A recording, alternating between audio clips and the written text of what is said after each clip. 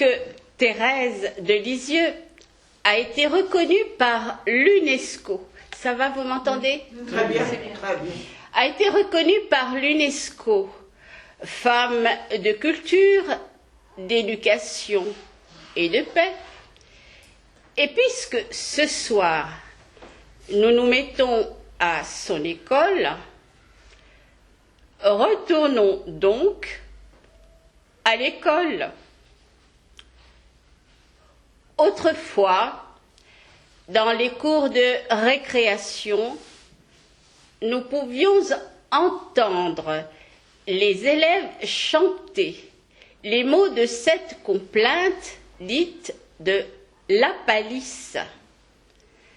Un quart d'heure avant sa mort, il était encore vivant. D'où est tirée la fameuse expression « vérité de la palisse ». Cette expression est souvent tournée en dérision et les élèves espiègles ne s'y sont pas trompés. Pourtant, à bien y réfléchir, elle est marquée par le sceau du bon sens, de l'évidence, et au fond, n'est-ce pas cette remarque évidente que nous rappelle le livret édité par l'Église catholique à Paris, Vivant? La fin de vie, c'est encore la vie. Ou bien notre société aurait-elle perdu le sens de l'évidence, la capacité à saisir l'évidence, preuve de l'obscurcissement de l'intelligence qui ne sait plus se référer à la sagesse de ceux qui nous ont précédés? C'est dans ce climat de conspiration contre la vie intérieure, selon l'expression de Georges Bernanos, que nous allons essayer d'entendre, de distinguer cette voix de fin silence qui nous vient de Thérèse de l'Enfant Jésus de la Sainte Face, lorsqu'elle affirme « Je ne meurs pas, j'entre dans la vie ». Telle est l'affirmation de Thérèse au soir de sa vie mortelle. Autant dire que cette affirmation dans sa bouche est une profession de foi en la vie éternelle. C'est la profession de foi d'une très grande malade à l'approche de la mort.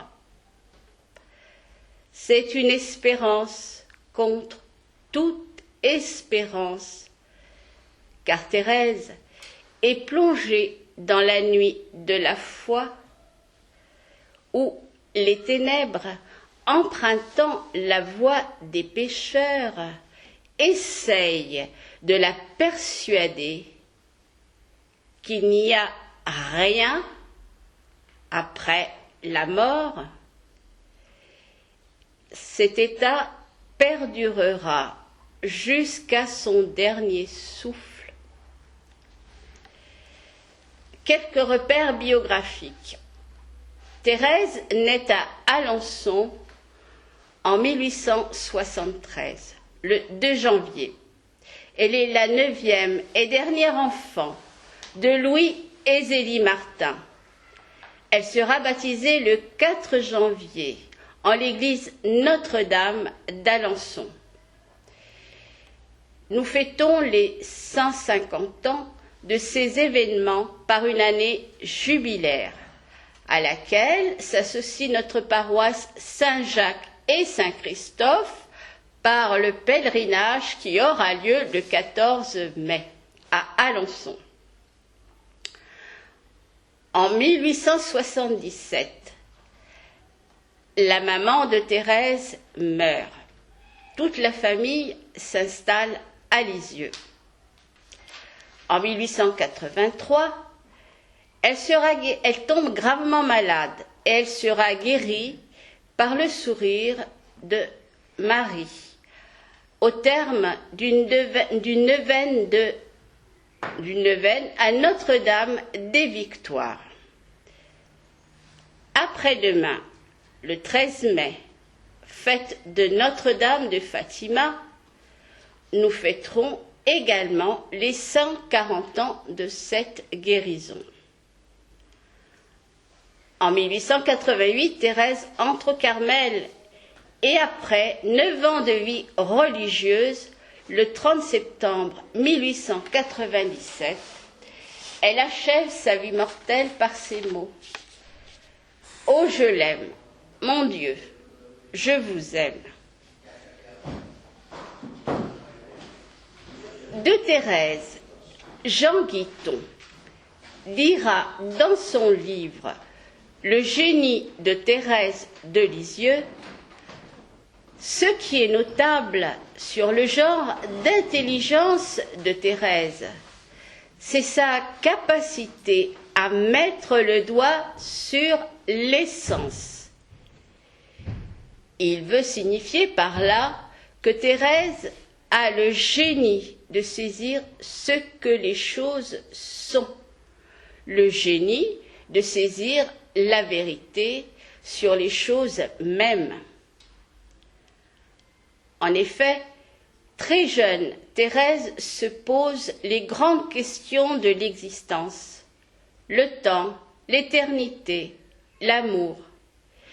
Et loin de tout idéalisme stérile, elle trouve ses réponses dans la vie, dans la réalité elle-même. Ce qui l'instruit, ce sont la nature, les saintes écritures, une relation vivante avec Jésus et avec les autres.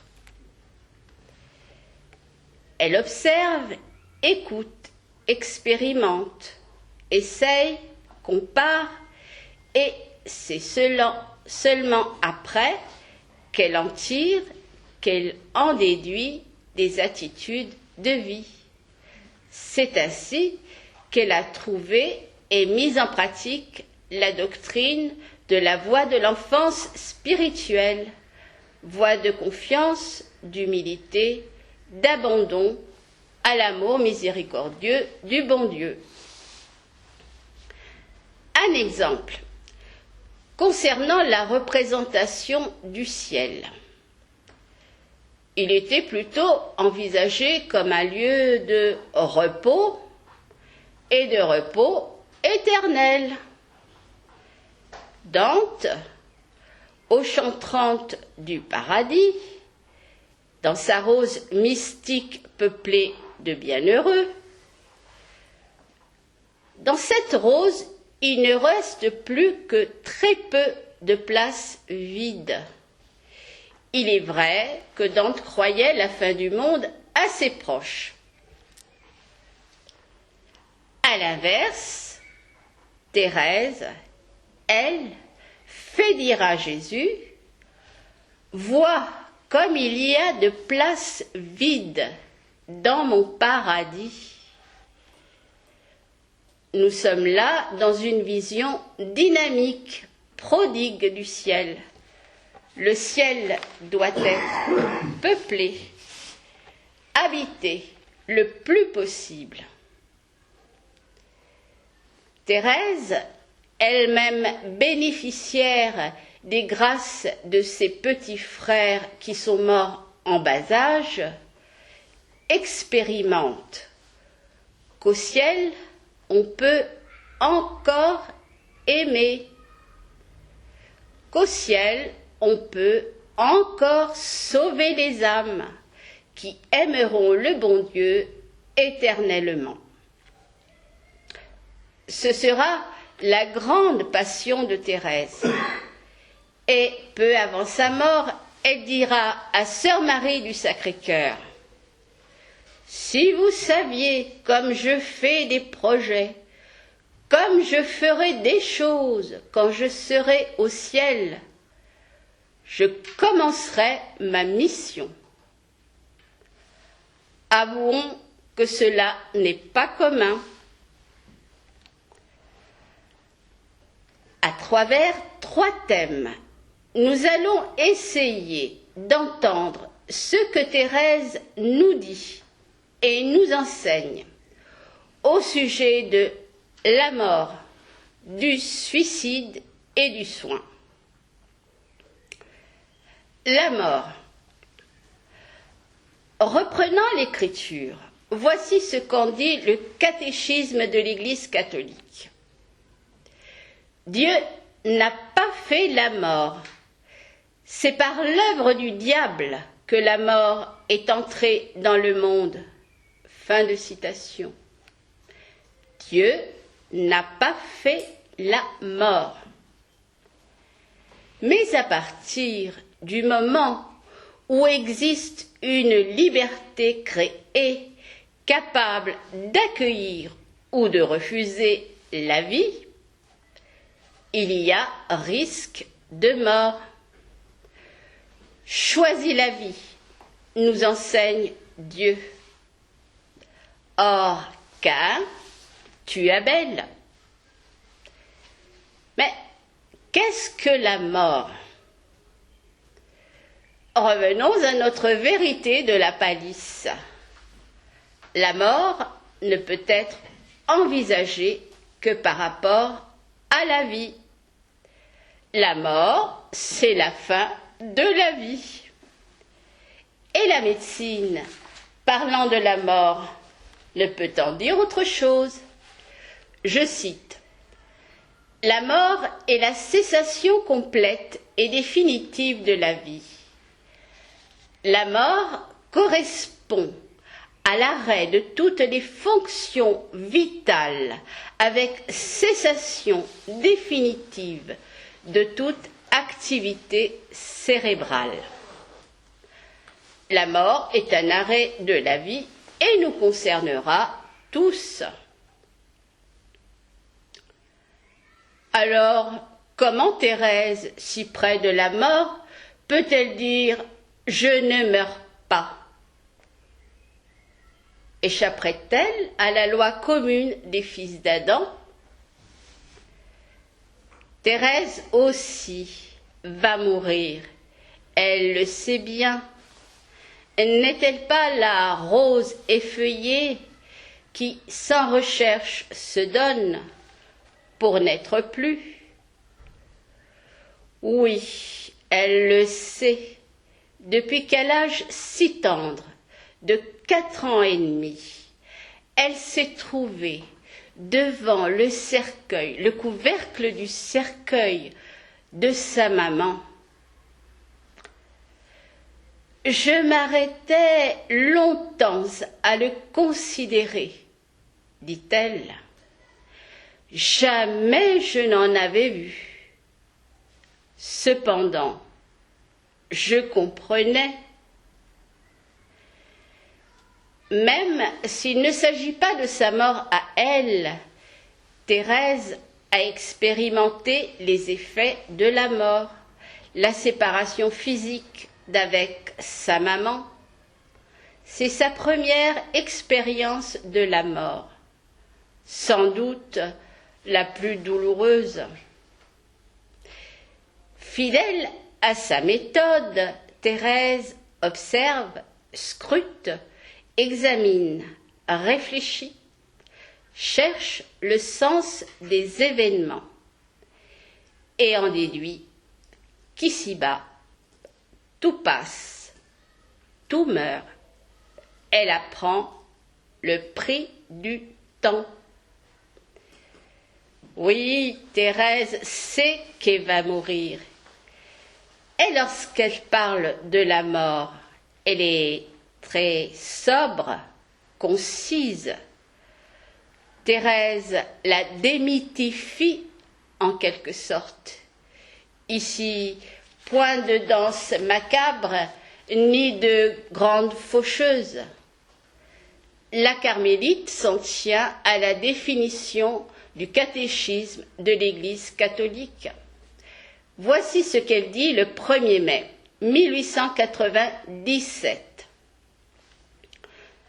Ce n'est pas la mort qui viendra me chercher, c'est le bon Dieu. La mort, ce n'est pas un fantôme, un spectre horrible, comme on le représente sur les images.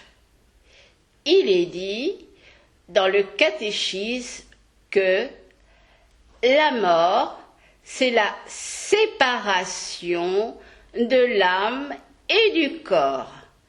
Ce n'est que cela. Pourtant, lorsque Thérèse écrit « Je ne meurs pas », elle dit vrai. Seulement, elle ne parle pas de cette mort physique à laquelle nul vivant n'échappe. Elle parle de ce renoncement à soi-même. En ce sens, Thérèse est depuis longtemps morte à elle-même. Ce n'est plus elle qui vit, c'est Jésus qui vit en Thérèse. En elle, la grâce a opéré cette transformation, cette ressemblance avec Jésus. C'est pourquoi, lorsqu'elle affirme qu'elle ne meurt pas, la sainte veut davantage parler de la seconde mort, dont nous trouvons l'expression au deutéros thanatos en grec et la signification dans le livre de l'Apocalypse. Et saint François dira de sœur la mort corporelle dans son cantique des créatures. Malheur à ceux qui mourront dans les péchés mortels. Heureux ce qu'elle trouvera en tes très saintes volontés, car la seconde mort ne leur fera pas de mal. C'est cette espérance en la vie éternelle dont a témoigné Thérèse, qui fait que le catéchisme de l'Église catholique illustre à l'article du Credo concernant la résurrection de la chair et le sens de la mort chrétienne par ces mots de Thérèse: « Je ne meurs pas, j'entre dans la vie ». Notre deuxième thème traite du suicide, sujet ô combien douloureux. Il est remarquable que le mot suicide ne date que du XVIIIe siècle, le siècle des Lumières, alors que, bien évidemment, cette réalité existait. On disait se donner la mort, se tuer, etc. Posons-nous quelques questions. Comment parler aux jeunes de prévention du suicide, l'une des principales causes de mortalité chez les jeunes, avant même les maladies, et de l'autre d'une aide active à mourir en légalisant le suicide assisté.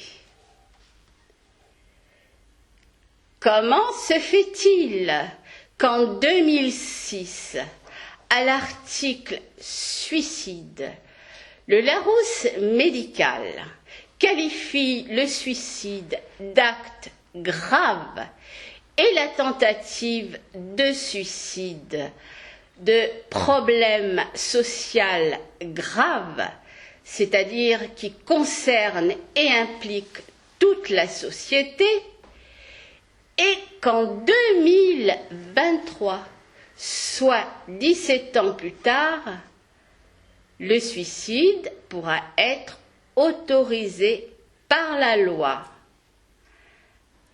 À n'en pas douter, nous avons basculé dans une autre anthropologie, une vision de l'homme et du monde bien différente. Ce qui était un geste grave en 2006 devient banal, anodin en 2023. Or, une société qui autorise le suicide se suicide. C'est pourquoi, sur ce point, nous ne pouvons pas suivre Hans Jonas lorsqu'il affirme dans le principe responsabilité que le droit individuel au suicide, cela se discute, le droit au suicide de l'humanité, cela ne se discute pas. Toute la société sera comme imprégnée par la légalisation active à mourir. Elle instaurera un climat et une attitude de mort, contrairement à l'attitude de Thérèse qui essaye toujours de choisir la vie et d'enseigner des attitudes de vie. Ici, c'est l'intention, l'acte et le geste de donner la mort qui va nous retenir dans cette aide active à mourir.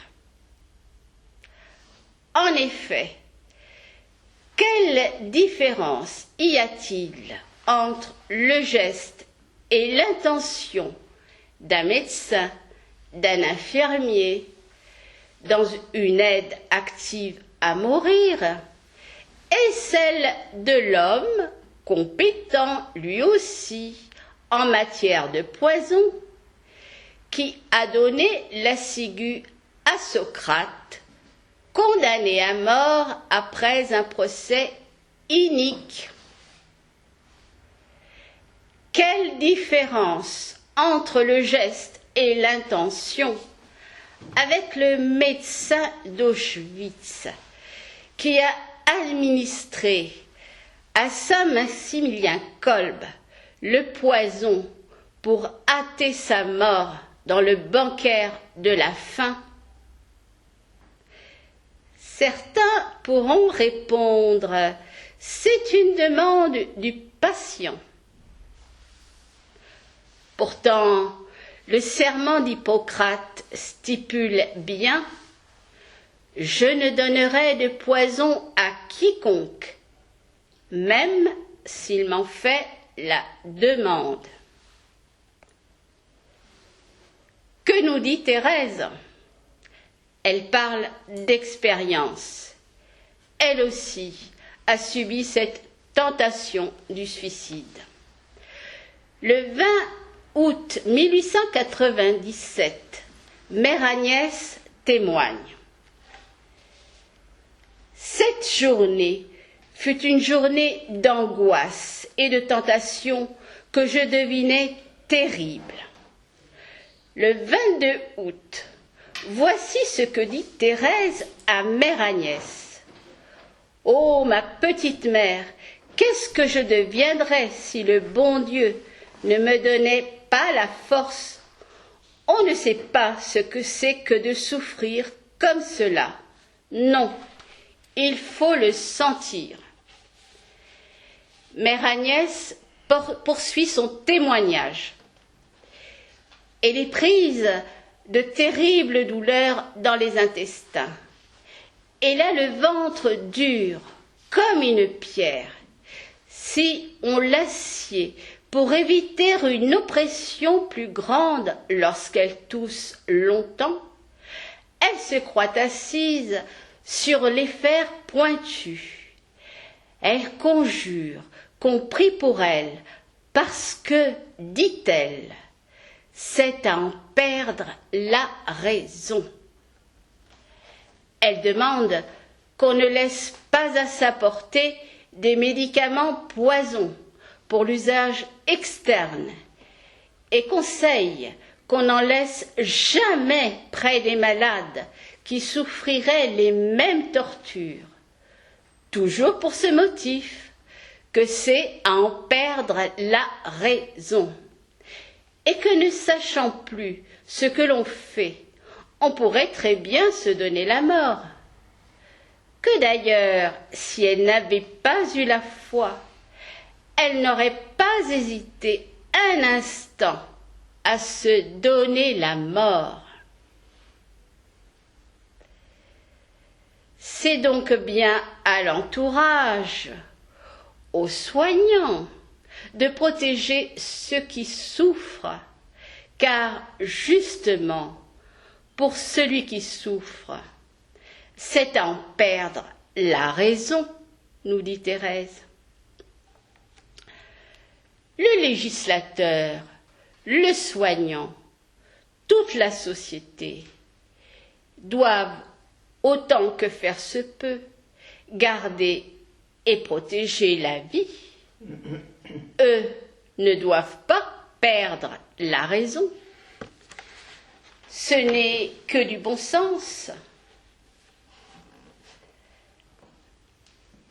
Le troisième thème concerne le soin. Il est un peu plus moins, enfin, il est moins dramatique celui-là parce que c'était dur. Donc le soin. Le soin, selon le dictionnaire, est une application portée à quelque chose. Avoir soin de quelqu'un, de quelque chose, peine que l'on prend pour la conservation, la guérison de quelqu'un.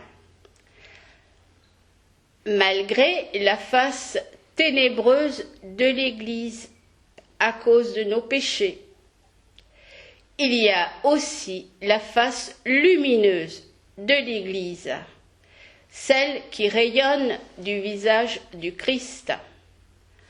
En effet, pendant 2 millénaires presque, l'Église a été experte en soins et continue de l'être en bien des parties du monde. Au IVe siècle, Fabiola, une disciple de saint Jérôme, fonde à Rome la maison des malades, le premier hôpital.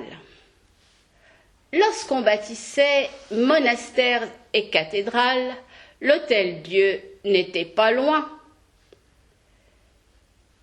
Reprenant le flambeau du soin, le saint Padre Pio a fondé à San Giovanni Rotondo un hôpital appelé Maison pour le soulagement de la souffrance, en quelque sorte un précurseur des soins palliatifs. Cette importance du soin, cette culture du soin, s'enracine bien évidemment dans l'Évangile. Le soin est le lieu où la charité est active, où elle se donne de la peine. Le soin est le lieu privilégié d'humanisation. Et voici ce que nous dit Thérèse au sujet des malades qui pensent être un fardeau pour leur entourage. Elle les délivre de la culpabilité et des scrupules. S'adressant à Mère Agnès, en mai 1897, elle lui dit « Il y a quelque temps, j'avais beaucoup de peine à prendre des remèdes chers. N'oubliez pas qu'elle a fait vœu de pauvreté. Mais à présent, cela ne me fait rien du tout. C'est depuis que j'ai lu dans le livre de Sainte Gertrude qu'elle s'en réjouissait pour elle-même, se disant que ce serait à l'avantage de ceux qui nous font du bien. Elle s'appuyait sur la parole de notre Seigneur. Ce que vous ferez au plus petit d'entre les miens, c'est à moi que vous le ferez. Le soin dispose à la reconnaissance, à l'éveil, favorise l'observation, le jugement. Ce qui est bon pour un malade ne l'est peut-être pas pour un autre. À chaque soin donné et reçu avec gratitude s'exprime réellement un « je ne meurs pas », car la charité embrasse le temps et l'espace et fait entrer de plain-pied dans la vie éternelle. Le soin oblige à se dépasser, à s'oublier. La maman ou le papa, fatigués, s'ils entendent leur enfant pleurer en pleine nuit, vont pourtant se lever pour le soulager, le consoler. Thérèse a soulagé, consolé, accompagné ses frères et ses sœurs jusqu'à l'héroïsme et y a gagné la vie éternelle. C'est pourquoi elle peut affirmer en toute vérité « Je ne meurs pas, j'entre dans la vie ». C'est ce chemin-là que Thérèse a emprunté et veut nous aider à emprunter. Venons-en au contexte d'où est tiré « Je ne meurs pas, j'entre dans la vie ». Ces mots ne forment pas une phrase.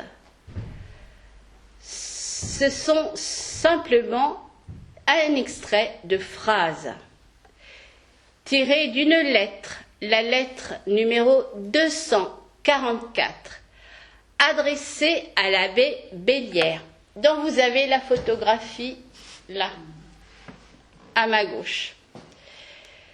Le 7 juin 1897.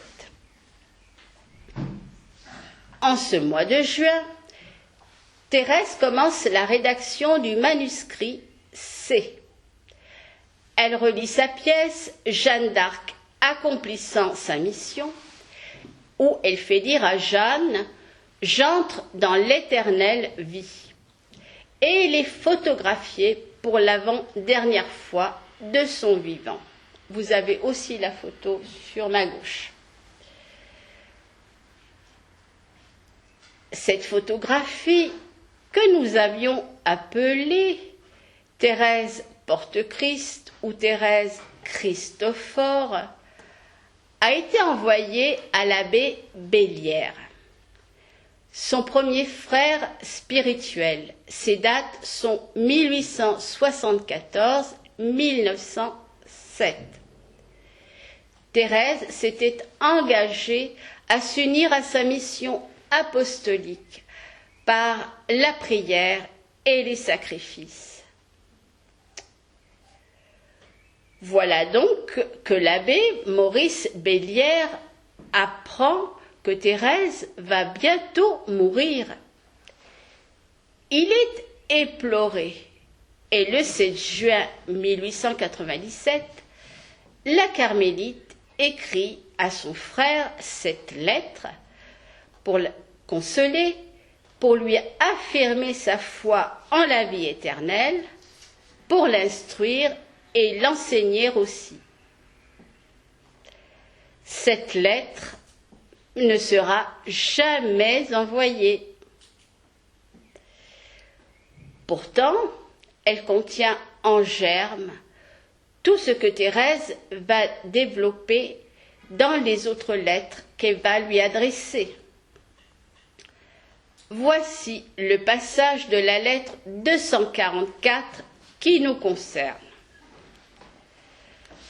Chers petits frères, au moment de paraître devant le bon Dieu, je comprends plus que jamais qu'il n'y a qu'une chose nécessaire, c'est de travailler uniquement pour lui. Jésus veut posséder complètement votre cœur. Il veut que vous soyez un grand saint. Pour cela, il vous faudra beaucoup souffrir, mais aussi quelle joie inondera votre âme quand vous serez arrivés au moment heureux de votre entrée dans l'éternelle vie.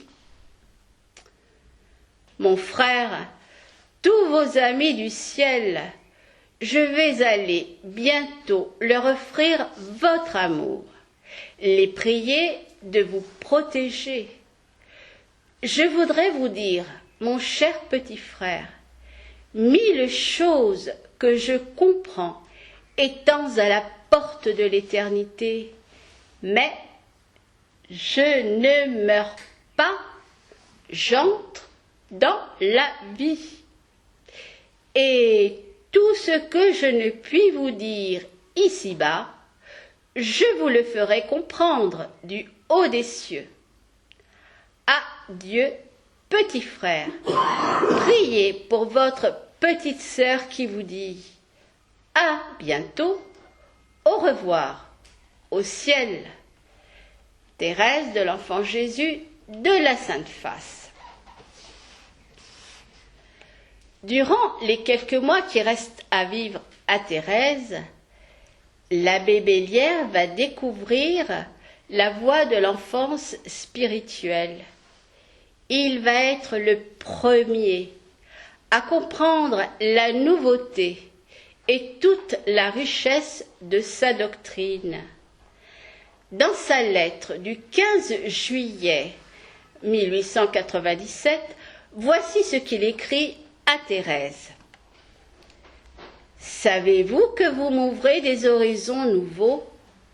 Je trouve des aperçus sur la miséricorde de Jésus. Je regarde comme venant de Jésus même tout ce que vous me dites. J'ai pleine confiance en vous et me règle sur votre manière que je voudrais faire mienne. Et comme un signe fraternel de Thérèse qui vient d'entrer dans la vie, c'est le 1er octobre, jour où l'Église fête Sainte Thérèse, que l'abbé Bellière entre à la maison carrée d'Alger, au noviciat des Pères Blancs. Pendant ce temps, le corps de Thérèse est exposé à la chapelle du Carmel. Grâce à Céline, nous pouvons contempler Thérèse telle qu'elle apparaissait à ceux qui venaient lui rendre un dernier hommage. Cette photographie, dont nous avons 2 images devant vous, nous pouvons l'appeler une photographie qui nous parle, ou une photographie témoin d'un rayon de la résurrection à venir, et pourtant déjà là. Voici ce que dit Céline, sœur Geneviève de la Sainte Face.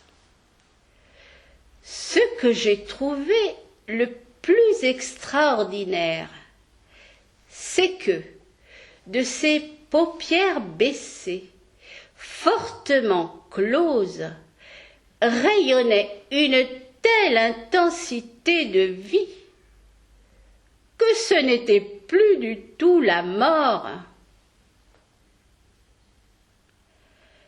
Jean Guiton écrit que ce que Thérèse dit, elle le fait. Thérèse tient parole, car elle est fondée sur la parole même de Dieu. Oui, Thérèse n'est pas morte.